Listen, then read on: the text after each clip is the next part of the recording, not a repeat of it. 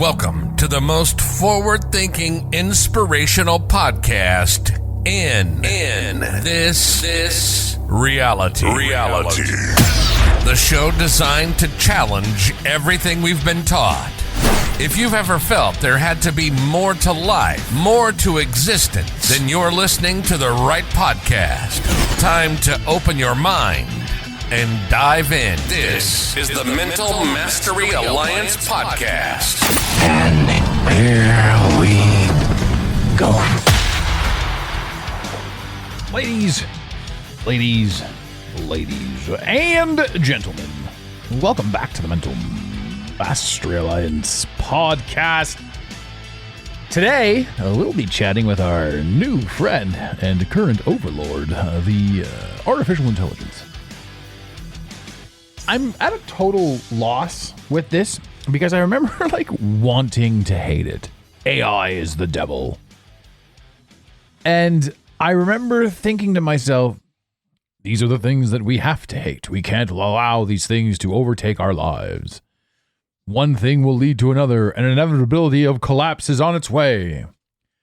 But as we find ourselves here in this particular moment on March 17th, 2025, especially in Canada, as is my perspective, I don't know about the rest of the world. I don't know about anything, to be honest with you. When it comes to the rest of the world, we only know what we're allowed to know. So what's going on in countries that we never hear about, who knows? This is the thing. Our own ignorance and arrogance is indicative of what we truly believe to be our truth. And at the same time, it's what creates our truth. So your truth and my truth are not the same. Even though we have relatively the same information, there's new stuff out there. Which is why I'm not really one to fight anyone anymore. I no longer have anything to prove. Now, this brings us back to, when I say anything to prove, I mean to myself. I don't mean to you or anyone, which is also me proving to you that I don't. Oh, well, I've just conundrumed myself there. These are the things that happen on a wonderful St. Patrick's Day. Happy luck of the Irish to you. This won't be aired on St. Patrick's Day, but it was recorded on St. Patrick's Day. So today, much like every other day, can I get a reverb in there? I don't know. We'll figure it out. If I could, it will have already happened. I'm in the position to utilize, or I have a desire to utilize the artificial intelligence, the ChatGPT, the questions you can ask. It's all about prompting, because if you try to talk to it about space or anything, it's going to give you shit that it reverbs directly off the internet. But for me, I'm a big fan of esoteric. So when you get the opportunity to dive into esoteric, and when you get the opportunity to ask questions, this thing can prompt more questions for me to ask. And we've done one or two episodes in the past where we're chatting with AI and its opinion and belief on what may or may not be. And again, that's all up for interpretation, personal interpretation based on personal experience. But this time I prompted it to give me 7 key points and a few talking points on 7 key topics that had to do with illusions and waking up and NPCs and matrices and higher dimensions. And it crafted a ton of shit that I could have come up on my own, but it put it in such a way that I'll be able to deliver it to you in a fancy fashion. I really like it. I really like the idea that I can utilize the elements of the universe to help me gain knowledge of the universe. At one point in my life, I didn't think was even possible, simply because to me it felt like defining the word definition. Wait, how did that work? Defining anything while using the word. And that first came to my attention when people were like, well, what is a woman? You can't define woman while using the word woman. A woman is womanly characteristics. What? Wait, what? Huh? But the greatest thing about define a woman, I have to admit, is because it really made us think, like, what is a woman? Well, a woman is, to me, a childbearing nurturer, angel, doorway to this realm. I think, in my opinion, this has nothing to do with the episode, but I'm just going to throw this out there because I'm already on it. I think that women are the ultimate beings. And what I mean by this is they are, for lack of a better term, habitually altruistic, higher vibrational entities that are essentially the childbearing, birth-giving, life-creating masterpieces of this realm. And we lovely, burly, girly, ladylike type men are here to protect them as they create. And I'll tell you this right now, me putting that out there really makes me want to slap this button right here. In the news. Now. That's not the button I wanted to hit, but you got that one, so we're going to go with this one. Disclaimer. If you're going to soundbite any of this podcast, you must soundbite it in its entirety for consistency and context. The idea that there's a war on men and a war on women right now is indicative of my belief. I believe that if women were allowed to vibrate at the frequency that they were intended to vibrate, we would be in an entirely different universe. How do you take a utopia and turn it into trash? You take away the power of the individual. You take away the uniqueness of the entity. You take away what makes us us, and you merge it with bullshit, and you merge it with bullshit through repetition. Now, that's not to say your lifestyle is bullshit. I don't care what your lifestyle is, as I'm sure nobody else does either. And as I'm sure that you don't care what mine is. So the funny thing is, we are trained to hate different opinions, and we are trained to attack different opinions.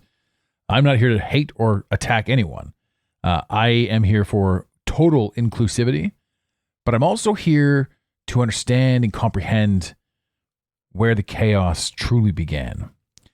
So, that's a whole other topic, a whole other can of worms, a podcast that I'm not going to have today, because today I want to talk about the stuff that we've got on the Chat GPT, the interesting stuff over here. Not to say that that's not interesting, ladies and gentlemen. I'm triggering some people. That's a lie. None of you guys listening to this show are going to get triggered by my opinions on what a male or a female is. And if you do, please send us an email, info@the Mental Mastery Alliance. We'd love to hear your opinion. Okay, so the first question that it prompted me is the NPC theory. Are some people just background characters? The concept of NPCs, non-player characters, implies that some individuals are simply programmed into the simulation to keep us distracted or unaware of the greater reality. Have you ever met someone who seems to lack depth, curiosity, or the ability to critically think? Are they part of the code? The test. If NPCs exist, is there a way to distinguish them? Do they react strangely when questioned deeply, avoid introspection, or seem unaffected by things that shake others awake? I've come across numerous people like this, but there are people in my life that are reflecting this. And I remember having a conversation with them, even to the point of yesterday. And I'm thinking to myself, we're having two entirely different conversations. And talking to you is like talking to a lamppost. I'm getting a response. Sure, there's a it's not that I'm getting a response. You've elicited me. In other words, you come after me, or you engage a conversation with me, and I give you a reply, or I share a piece of information with you, and then it goes back into sounding like mud. It's like talking to a potato, if a potato had an opinion. That's not to offend the potato kind out there as well. We certainly don't want to ostracize them tater tots. So yeah, we've all met somebody who lacks depth and curiosity. And when you do confront them with critical thinking, we actually talked about this on either a past or a future episode, because time isn't quite linear, is it now? About decisions and choices. Most NPCs have the ability to believe this or that. But if you throw a third piece out there, well, they can't figure it out. And that, to me, is hilarious, because that is the news cycle, right? First, the news cycle will say one thing, and then they'll be like, oh, wow, razzle frazzle. then they'll say something else. And then you'll hear, oh, razzle frazzle. A prime example of this is in Canada. We had, I don't know if you guys remember a couple years ago, there was this weird thing going around where the television was trying to tell you to inject a random substance into your body. And if you didn't take it, you were a horrible person. You weren't allowed to do anything. You couldn't go out into public or into restaurants or anything like that. And society turned on you because you didn't want to stick go-go juice into your arm. And then something about multiple years going by as this was playing out, and then a bunch of people who were sick of the shit went to Parliament Hill, the head of Canada, and decided to park their trucks and play with bouncy castles and protest the idea that people can't do anything unless they've got some magical serum injected into their arm. So basically, either there was, I don't know if you guys remember, this is really, it's not that long ago, but you either had to have like 92 shots, I think it was 4 shots of random shit jabbed into your arm. And when you got those shots too, it gave you the right to be a piece of shit to everybody else that was questioning it. So that was kind of an interesting thing too, that you were clearly able to preach inclusivity at a point where fear was at its highest. Anyway, I'm sure most of us don't even remember that. It was such a flash in the pan moment. But then the trucker showed up, and now you've got people saying, hey, these people are fighting for freedom. There was a little bit of sarcasm back there. I'm not sure if you guys caught that. They, quote unquote, fighting for freedom. And now you think to yourself, okay, so is this a psyop? Is this an observational thing? Am I seeing this for what it is? Or am I seeing this for my opinion? Now, those who were critically thinking thought to themselves, nobody can really organize themselves too well. So even the truck stop thing raised questions. But our government's response was to shut down the bank accounts of anyone who donated even, I think, as low as $20 to support this movement. And the general public who decided that they were going to admonish or throw shade and hate at those that were doing in their opinion, their civil due diligence to help prevent tyranny from continuing. Now, as somebody, and this was indicative of hearing people say, and I actually had a friend of mine say to me that the truckers have caused more damage in the past 2 weeks with their horns. He then mentioned phantom honking. Done more damage in 2 weeks with their horns to the businesses downtown than COVID had done in 5 years. And all jokes aside, when I talk seriously about this, it's a moment like that really makes me shake my head in curiosity, frustration, any lineage of confusion tone. Because this is a person that I grew up with.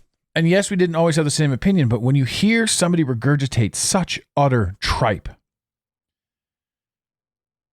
it blows you away. It literally knocks you out of this reality. And you think to yourself, how long has he been this way? How long have I been this way? How long ago could this have happened where I would have perhaps even agreed with him? Because if we were so close and so tight for so long, how is it possible that he could have such a different understanding and comprehension?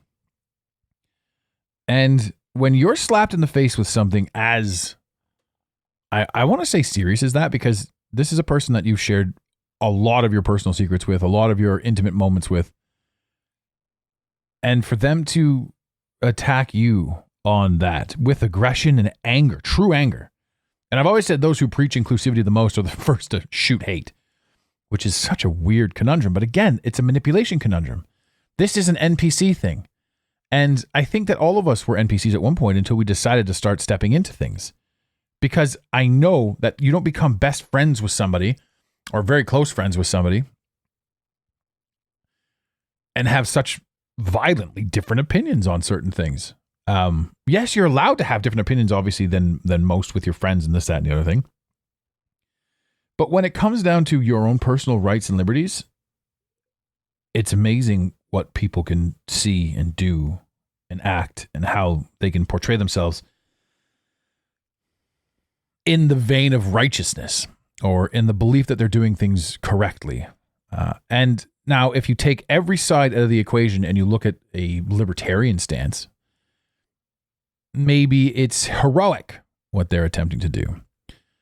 But in an NPC stance, they're just regurgitating the message. They're an action taker in your truth or your perception of reality that is attacking you. So it's like you hear it on the news, then you see it in real life and you think this must be real, which just perpetuates the illusion. And it's the same thing that we were talking about with advertising not too long ago. How we would watch our Saturday morning cartoons, if you're in your 40s, say the Ninja Turtles, for example, which were reptilians eating pizza. Thank you very much. Pre-programming. We understood it. We accepted it. We loved it. Yay, reptiles eating pizza. Anyway, we would be upset when the commercials came on. So as tiny brain children, we think that these commercials are trying to sell us products we don't care about. Why would they show us products for shampoo when we're watching our Ninja Turtles? The truth of the matter is, the Ninja Turtles were there to sell us Ninja Turtle stuff. So we had more Ninja Turtle shit in our house because the show was on and we were leading by influence. Once you break out of that influence, it all crumbles because now nothing can influence you. You can see this on all kinds of posts too, where people are turning their backs on quote unquote celebrities. The idea and the illusion that you can push your idea on me because I saw you on TV once or I feel like I can relate to you goes out the window. It breaks the illusion of it breaks the illusion of division. It's I could go on that for hours. We're already up to 16 minutes here and I'm only on question 1.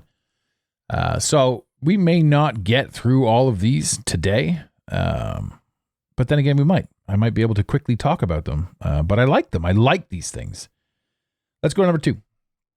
The illusion of awakening. Can you step outside the matrix? Many spiritual traditions suggest that enlightenment is the key to escaping the illusion. What does that actually mean? If we can break free, does that mean others are still trapped? How do you help them awaken, or should they even try? Could things like meditation, psychedelics, or altered states of consciousness be glitches that let us peek beyond the veil? There's a good one. The illusion of awakening. Can you step outside the matrix? Many spiritual traditions suggest that enlightenment is the key to escaping the illusion. What does that actually mean? I think I like the idea of enlightenment and escape.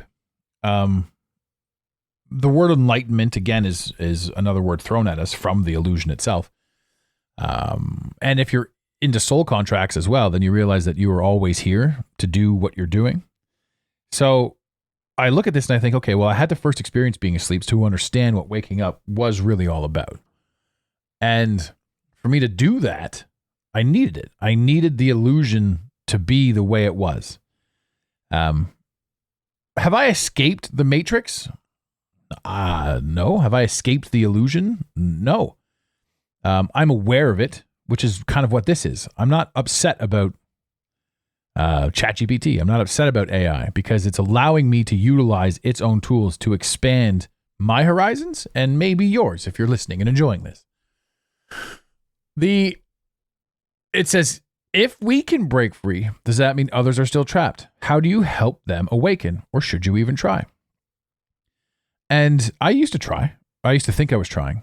But what I realized was in my attempts to awaken others, I was repeating information that I had heard and I was doing my best to make it make sense in my brain, and it worked.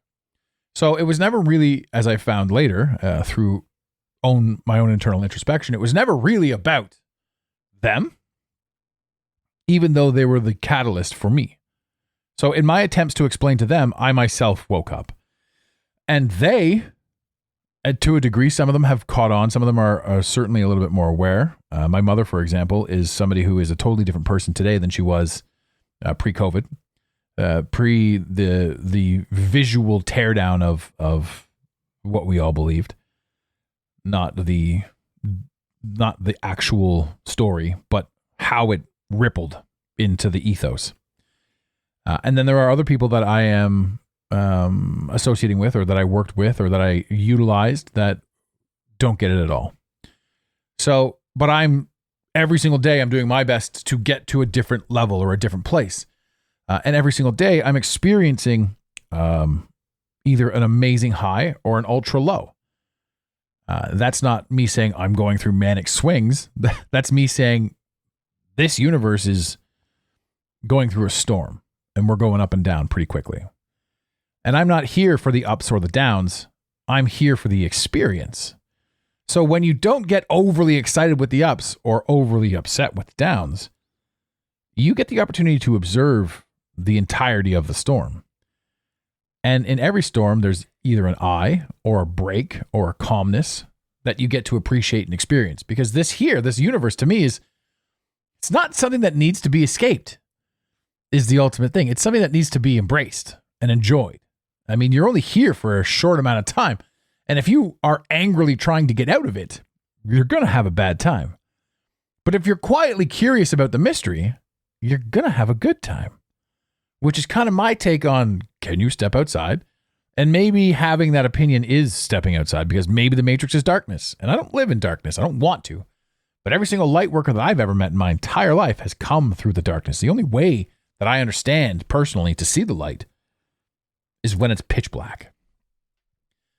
And that's where we all come from. In my take, those who are waking up. Those who aren't waking up are going to perpetuate the anger and the angst of the darkness and attack and accuse. So always watch those who want to shit on you. They are doing their job, and good for them. Could things like meditation, psychedelics, or altered states of consciousness be glitches that allow us to peek beyond the veil? Again, I'm not going to say glitches, because it's code. Theoretically, if we're in this place and if we're having this experience and we're sitting in code, then they exist not as glitches, but as opportunities. And yes, maybe I have this perspective because one of my drugs of choice in high school was mushrooms. I loved them. We also did a lot of acid back then, so LSD. I shouldn't say a lot, because I mean people have done a lot, but I've probably done in my life. I don't know, not as many as some, but more than others. Let's just say that. And maybe that rewired my brain to a certain degree. I also firmly believe in microdosing mushrooms. Why would mushrooms grow wild if you weren't supposed to utilize them in some facet? And then of course the darkness can say, well, other things exist that can kill you, like lightning. Okay. All right, Chad. There's the corridor. Play your hacky sack. So yeah, no, I'm not going to say glitches. I'm going to say interesting points to perhaps allow you to embrace or expand upon your version of where and what we are. Number 3, are we just avatars for higher dimensional beings? I'll go through the other ones as we go. And so my thought on this one is, here we go. If our bodies are merely vessels, who or what is operating them? Are we just characters in the cosmic game?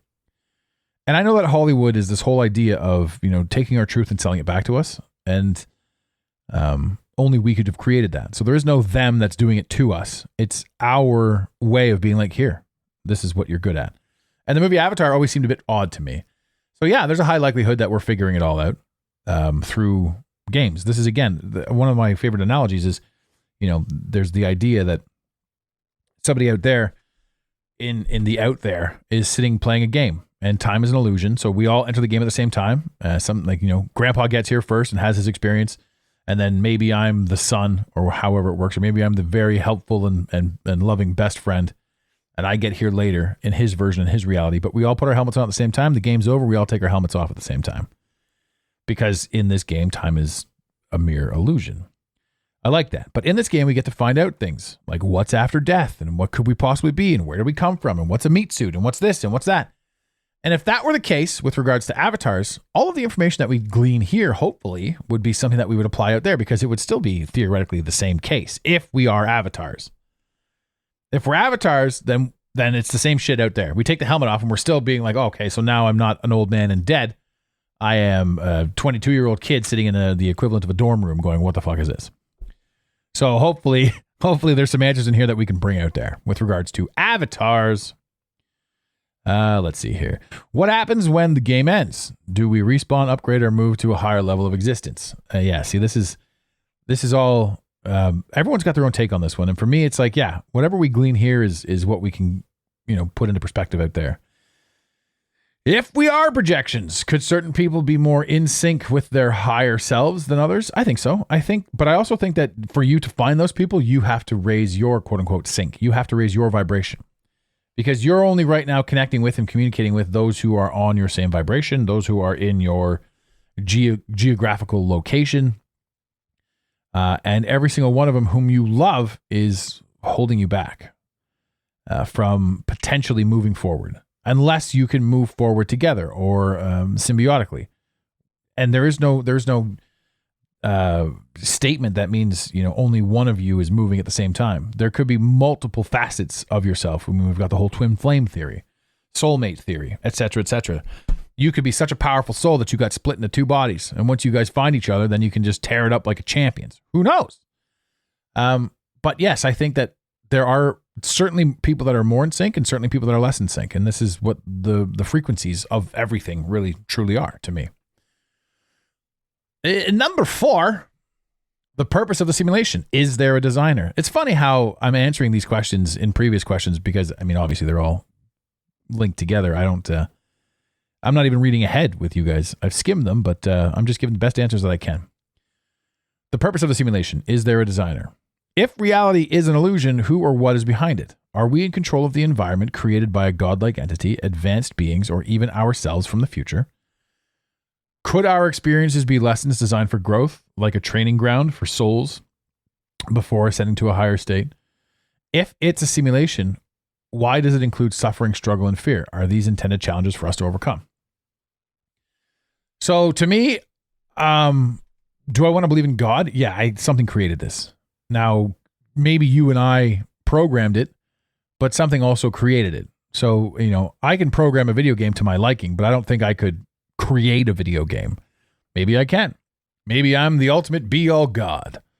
Because at the end of the day, it's only your experience that's utilizing or that you have. In other words, everything that's been going on around you, even if you have a twin brother or sister, you have unique experiences. So there are no two versions of this game being played the same. Everything is entirely different. We're all in the same sandbox. It is an entirely different experience for every single person here. And one of the biggest confusions that we have is assuming that the other person that we're staring at understands our version of this reality. And we don't talk about that at all. We just assume and get angry and project and blah, blah, blah, because that's stupid. That's kind of what we're taught to do. But it says here, if the simulation, why is there suffering? Well, there has to be. And I've talked about this numerous times in the podcast. If this is a game, imagine, again, for everybody that's in their 40s, playing Street Fighter 2. You get into the game, say you put it on level 2, difficulty level 2. You walk through the game, you beat everybody up, it's fun, sure. But you get to the end of it and you're like, I want a bit of a challenge. So you put it up to level 4. And it's definitely a bit more of a challenge. It's more fun. You have the opportunity and the option and the possibility of dying. And you play it on that level and you're having a blast, but then it gets too easy because it gets a little bit predictable. So now you have to alter your step and alter your stage and alter your game. So maybe now you jump up to level 10 and it's so insane that you can't even get past the first round. So why even bother playing? So you back it off to level 6. And level 6 is ultra difficult as well, but you're having fun with it. It's not killing you. It's not too much. It's like, it's a nice, comfortable, not easy, but a nice, comfortable challenge.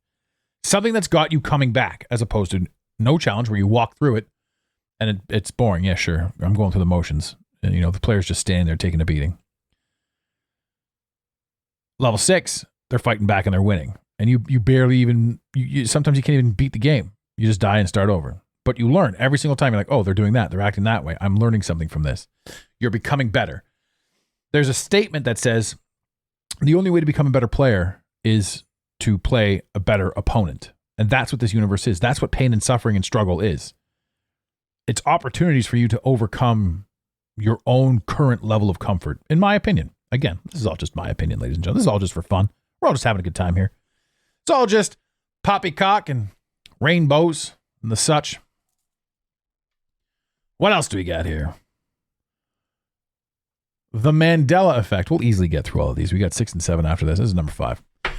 The Mandela Effect. Proof that reality is shifting. How do we explain collective false memories? Are they evidence of multiple dimensions colliding and proof that something or someone is rewriting our history? Why do some people remember different versions of the past while others don't? Does this mean some of us are jumping between timelines? Could the Mandela Effect be a built-in mechanism to test whether we are paying attention to the simulation or changes? My take on this on the Mandela effect is it could be one of two things. Like in a game, like if you do die, you do something stupid and you die, you don't know. You just jump into a different realm and a different reality. And in that reality, they spell Lynyrd Skynyrd weird. Ladies and gentlemen, spell Lynyrd Skynyrd to yourself, to those of you, again, who are in their 40s. And then look up how Lynyrd Skynyrd spells their name. Yeah, that's a bit much, eh? It's a bit much. That's not how it used to be. That's not what Britney Spears used to wear in her Hit Me Baby One More Time video. That's not what it was. That's ridiculous.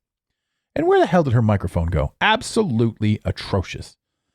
I'm losing my mind. The Mandela effect is fascinating. It could be a implosion of a multiverse. It could be anything. It could be your own brain showing you that your own brain isn't what you think your own brain is. Because again, collective misremembering of something is you having a conversation with another entity under the guise of division. And if there is no true division, it's you really talking to yourself. And that's one of my favorite things too. When you hear somebody say something like, be kind to everyone because they are just another version of you. And you can learn from anyone that's being way kinder to you and everyone that is being a dick to you. We're all just different versions of you talking to you. I don't know. Something else we can go into a little bit later on too. Number 6, the role of free will. Do we actually have it? If we are in a simulation, how much control do we actually have? Are our choices scripted, or do we actually have autonomy? Could awakening be the process of hacking the system, learning how to override the default settings and shape reality? If everything is predetermined, then why do some people break free from the illusion while others stay asleep?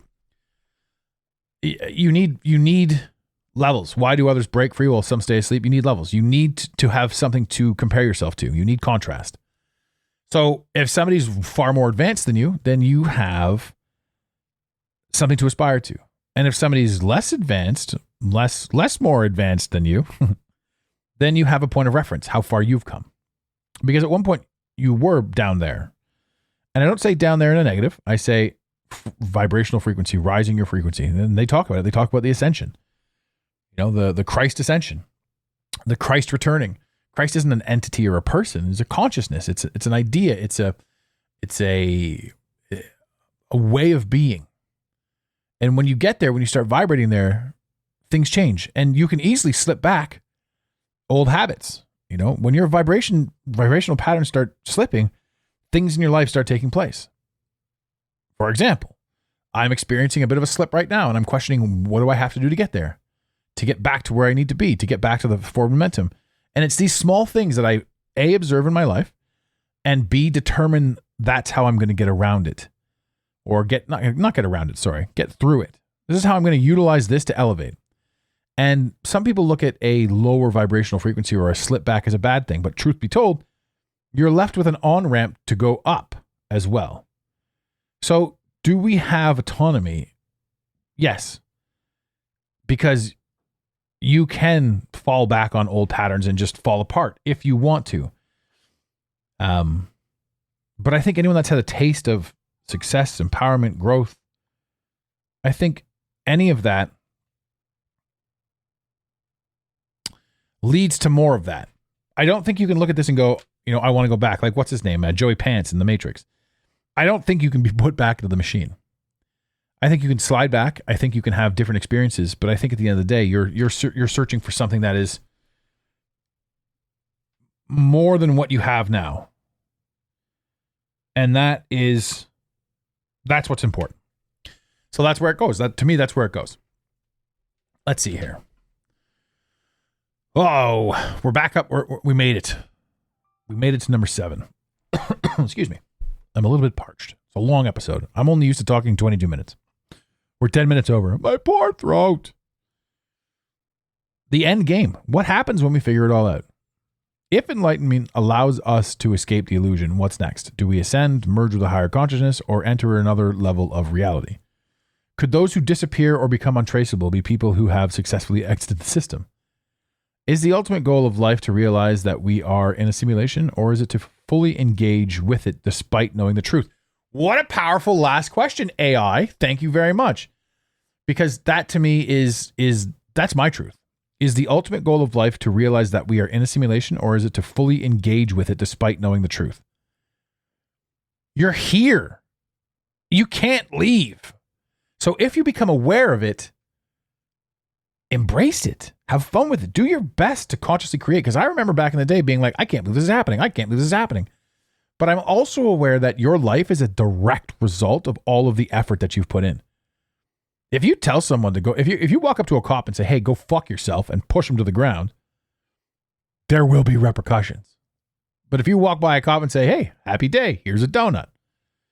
Actually, that's a funny thing, eh? Remember cops back in the day? They wore the light blue tops, and they had the little hats, and they were kind people with a little sidearm. They had that little gun, that little, hey, don't mess with me gun, just hanging out on their hip. Oh, we've got firearms, said the police, but we'll get your cat out of the tree. You can trust the police. Remember back then when you could trust the police? That was a good time, eh? And now it's like they're in full SWAT gear half the time. I remember walking down the street and the guy had AR-47, whatever the hell, they had a full assault rifle, just holding on to it, finger on the trigger. What do you expect to happen here? It's funny how long that illusion took place, the illusion of control, but it's like, as the universe itself and as the reality is collapsing, as the force-controlled reality is collapsing around us, the reality itself is taking precautions and measures and creating images and showing you something that's chaotic. Could we devolve into total chaos? Sure. If that's what you think needs to happen for you to have your awakening or for you to understand yourself even better, then that's probably what's going to happen. To me, that's not what's going to happen. To me, I look at all the fear and the doom and gloom, and I'm over it. I'm over all of it. And this is one of the things that gets me in trouble within this community is I'm not here to talk about whether Donald Trump or Joe Biden ghost signed all these contracts, which makes the pardons null and void. I'm observing the people who are giving the energy to the story. It's the same with all the other things. It's the same with everything that goes on with politics and with Hollywood and with anything that attempts to influence you in any way, shape, or form. I firmly believe needs to be 100% scrutinized, not to be trusted in any way, shape, or form, but to be observed in a way that allows you to understand your situation better. And that's not to say that you have to look at anything that I just spoke of in any given topic, because there are people all over the world living in all different situations that don't even know what a television is. One of my favorite memes in the entire world is there's some poor schmuck sitting there next to a beautiful waterfall with no cell phone, unafraid of how much fear he should be living in. And we live in a 24-hour news cycle where they pump fear. And one of the craziest things with regards to this illusion, this matrix, this situation that we're in, is that if you are dead asleep, then you live in fear. And it's been said that this matrix runs on fear or anger or hate or confusion. So if you're giving off any of those energies, the matrix is winning. So fear and illusion, you either believe the story and you live in fear of what could happen. How many times have we heard of an asteroid hitting Earth? Even the dinosaurs. Now, this is controversial as well. The dinosaur story was invented to sell oil, fossil fuels. Yeah. Fossil fuels. Ladies and gentlemen, in the 80s, people believed that our gasoline came from dinosaur bones. That was the story they told us. And then that didn't fly, so they changed it and they said, oh, how could you ever possibly believe this? They also told us that our blood was blue, I think, until it hit oxygen, then it turned red. That was a thing that was taught to us. That's not true. The blue bloods decided to tell you that, and maybe the blue bloods are the reptilians. So even back then, they were putting this information into our brains because of blah, blah, blah. Who knows what the hell that was all about? But when you start seeing this stuff, when you start piecing it together, you're like, wait a sec, Basil, this ain't what it's all cracked up to be. So for me, I sit back, and to the end game, it says, if enlightenment allows us to escape this illusion, what's next? Do we ascend, merge with a higher consciousness, or enter a different level? I think you ascend every single day. I think the more you understand and comprehend yourself in this scenario, I think that's your ascension. What's death to me? I don't know, because every single ounce of death I've ever experienced has either been a celebrity that I didn't know, a family member that I love dearly. but I don't know what it is. And my best guess is once you've got it figured out, you can leave. That would have been my best guess now. But my understanding now is I think that the entities that are in this reality are playing the game for themselves. And if we throw the Mandela Effect in here, and if we throw shifting realities in here, if the person who you love dies in this reality, much like if you die in this reality, you go to the next reality. And you live on to tell your story. Just like all the realities are merging into ours with regards to the Mandela Effect or Large Hadron Collider or however you want to look at it, because there's a ton of information that you can look at. And there's a ton of reasons for why things are. But if you throw away all the reasons and just accept that they are, this place gets pretty wild and pretty mysterious and pretty amazing. When you stop living in fear, when you stop giving that energy, I think I started to say that when you live in fear, or when you're dead asleep, you live in fear. And when you start to wake up, you live in anger because you're angry at all the things that they're doing to you that you're now aware of. But then when you get past that level of waking up, you get white pilled, and it doesn't matter. Everything is exactly as it is. And you see the people that are trying to do the right thing, or the places that you can lose your attention. The cell phone, for Christ's sakes. How many times do we pick that fucking cell phone up in the middle of the day and just look at it for no reason? That's our asleep version being like, hey, you're getting too far advanced. Go Matrix. Get out of the moment and go back into the idiot box. And for years and years and years, the idiot box used to be on a wall in a family room. Now it's in your pocket. Now at any moment, you can be like, oh, I'm either overstimulated, or I'm over this, or I'm over that, or I'm on the right path of something. Distraction. Your brain's like, grab it. And this is another thing too, addictions is one of the things that I talk about a lot in the show. And a lot of people want to knock addicts. I'm not one of those people who wants to knock addicts. I am one of those people who wants to reach a hand out to anyone that wants help. And if you want to know what an addiction is and what it's like to live with one, be very cognizant of how many times you reach for your phone in a day. That'll put you in a very good headspace as to what an addict is going through, to whatever it is their drug of choice might be, and how difficult it can be to shake that experience. But that the addict will shake that experience because their whole determination and destination is a higher frequency. And to get there, they have to go through hell. So most, like I said earlier in the show, most light workers that I know came through darkness, came through addiction, came through violence, came through gangs, came through whatever. And are over it completely because they've done it to death. Ladies and gentlemen, you may have noticed that sometimes I sign off by leaving you with a song. So right now you can probably hear the music in the background. This is the heaviest song that we've done to date. But listen to the lyrics and have a little fun with it. And thank you for listening today from the infamous words of Red Green. Keep your stick on the ice.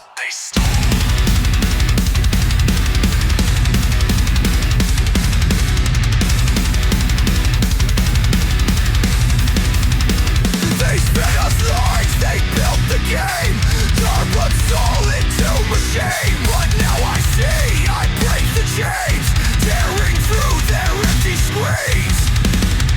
And I see through you, I know your name. Damn the machine,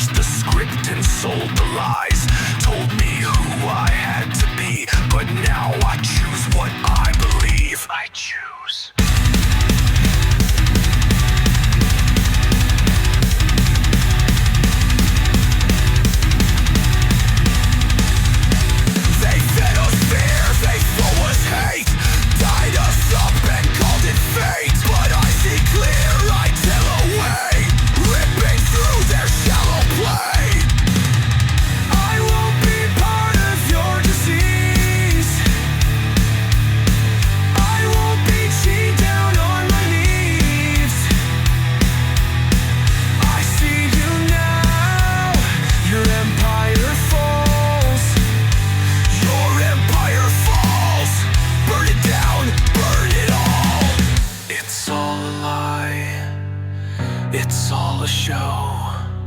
The curtain drops, and now I know.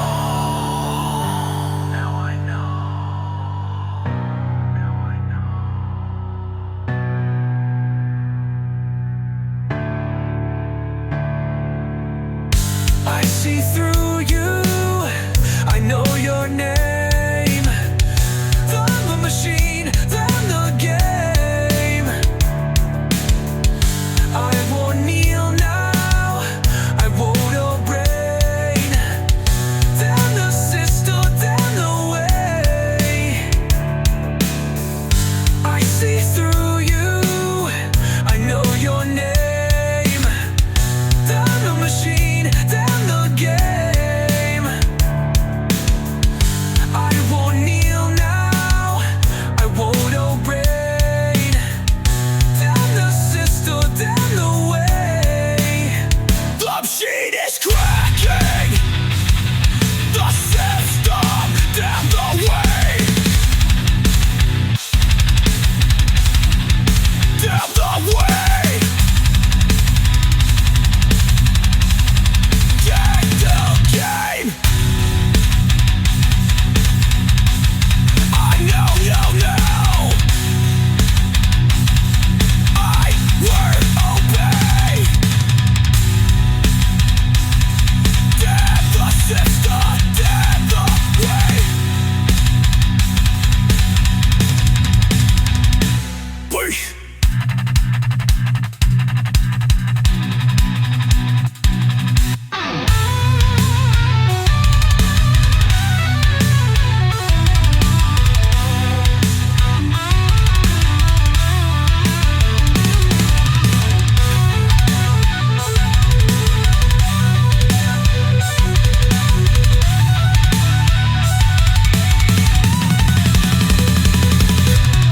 The machine is cracking.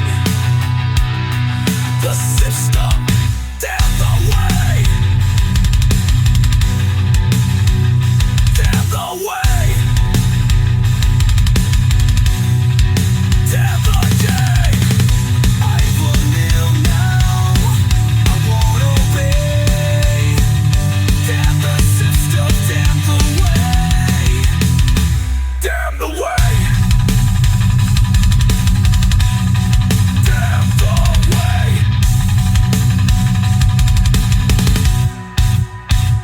Damn the way. We really hope you enjoyed this episode of the Mental Mastery Alliance podcast.